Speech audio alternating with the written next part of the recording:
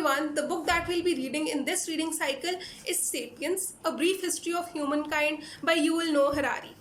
So it has always amazed me that how we or Homo sapiens ended up being where we are today. How did we, from being an insignificant animal, end up being the masters of this world? About 70,000 years ago, we had as much impact on this world as another animal or insect. We were insignificant. Then the question is, how did we end up conquering this world? Right? And this is one journey that Yuval lays out elaborately and eloquently in this book. He tells us the skill that leads human to flourish are those of storytelling and imagining. A major chunk of it being gossip and myths. That's fun, right?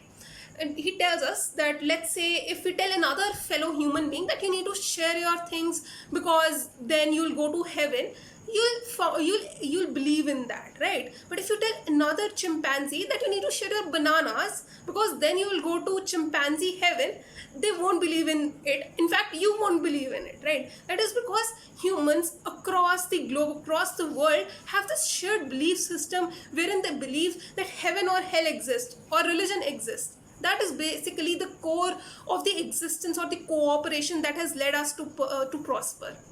We humans have dual realities, objective as well as imaginary realities. Imaginary realities always trumping over objective realities. For animals, the world exists only as, let's say, their food, their rivers, the forest. But for humans, it is much more than that. It is about the education, it is about the nation in which they live, it is about human rights, let's say. But these are things that exist only in our imagination. They are not objective truths, right? These are some things that we have made up.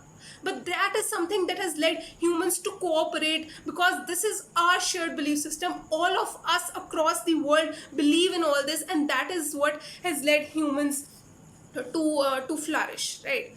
So in this reading cycle, we'll travel back in time and we'll look at how Homo sapiens, from being just another ape, ended up being what we are today.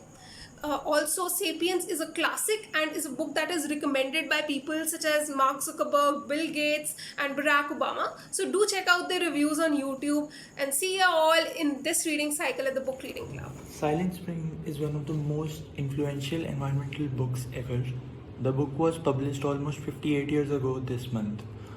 The book is basically a collection of accurate scientific evidence against the use of various chemical pesticides. It majorly deals with DDT, which many of us would correctly identify as dichloro, diphenyl, trichloroethane. But what a lot of us might not know is the fact that India still produces and consumes DDT in questionable quantities. But Silent Spring was more than a study of the effects of synthetic pesticides. It was a call for humans to take a step back and stop meddling with nature in the name of technical advances.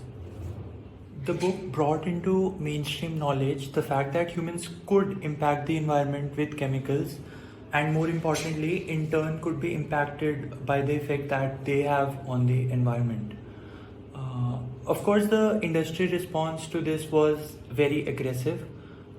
Besides challenging the science, there were personal attacks and name calling involved. People called Rachel Carson a communist, a spinster, and whatnot. But the publication of this book led to the banning of certain pesticides, establishment of United States Environmental Protection Agency. The book basically created a new public awareness that led to changes in government policy and inspired the modern ecological movement.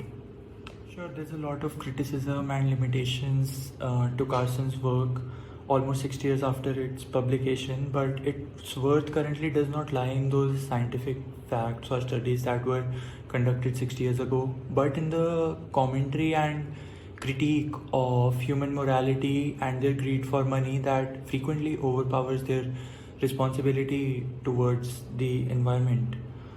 Silent Spring is a really accessible text that might change the way you think about the relationship between humans and environment, and that this is why you should read the book.